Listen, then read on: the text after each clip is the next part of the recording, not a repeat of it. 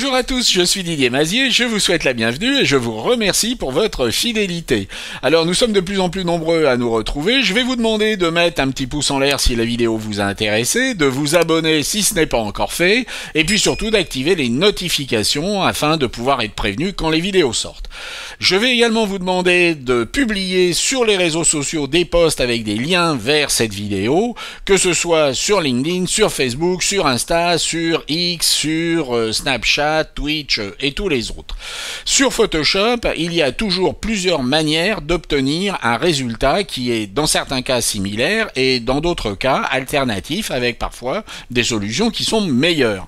Alors nous avons ici une image d'un dessin qui a été scanné, donc on est sur un fond blanc avec un tracé noir. Ce que l'on veut, c'est changer la couleur de ce petit lapin. Alors nous avons jusqu'à 5 méthodes pour arriver rapidement à ce résultat. Et peut-être même que vous allez en trouver d'autres. Alors mettons-nous au travail dès à présent. La première méthode consiste à ajouter une courbe de transfert de dégradé. Avec une courbe de transfert de dégradé, nous allons appliquer une couleur depuis les tons les plus foncés et qui va petit à petit s'atténuer jusqu'à arriver à ne plus être présente sur les tons clairs, ce qui nous arrange puisque nous ne voulons pas mettre de bleu dans le fond. Et nous allons tout simplement ici choisir un bleu qui nous intéresse. Par exemple, 100% cyan, 100% magenta, 30% de jaune et 30% de noir. Notez que l'on peut faire varier cette couleur et que en temps réel, nous pouvons mesurer le résultat.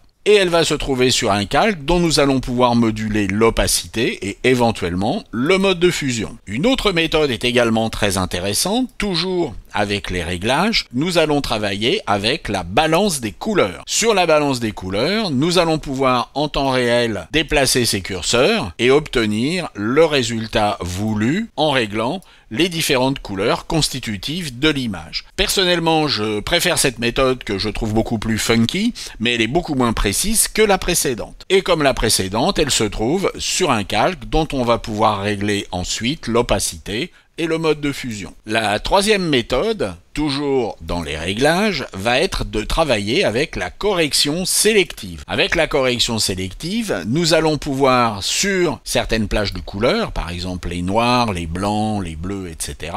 En l'occurrence, ce sont les noirs et les gris qui vont nous intéresser. Alors on va travailler sur les noirs et on va travailler également sur les gris. On va pouvoir ajouter du cyan, du magenta, et vous voyez que nous obtenons un résultat qui est très fin. Cette méthode est également très intéressante, mais elle est également moins précise que la première. La quatrième méthode que nous allons voir maintenant consiste toujours dans les réglages à travailler avec les réglages de teinte saturation. Nous avons ici la possibilité de sélectionner cet élément, de demander à coloriser notre image et de pouvoir aller chercher la teinte voulue dans cette gamme. On pourra ensuite augmenter la saturation et nous pouvons également travailler avec la luminosité. Attention avec celle-ci, si on la réduit, eh bien on va récupérer une couleur dans le fond. En redouble-cliquant, nous sommes à 0 et nous gardons notre fond blanc. Avec cette méthode, nous allons travailler de visu et elle sera forcément moins précise que le travail avec la courbe de transfert de dégradé. Il y a enfin une cinquième méthode qui va être aussi précise que la courbe de transfert de dégradé. Il va s'agir d'ajouter une couleur unie au-dessus de notre calque. Et là, nous allons pouvoir choisir cette couleur précisément.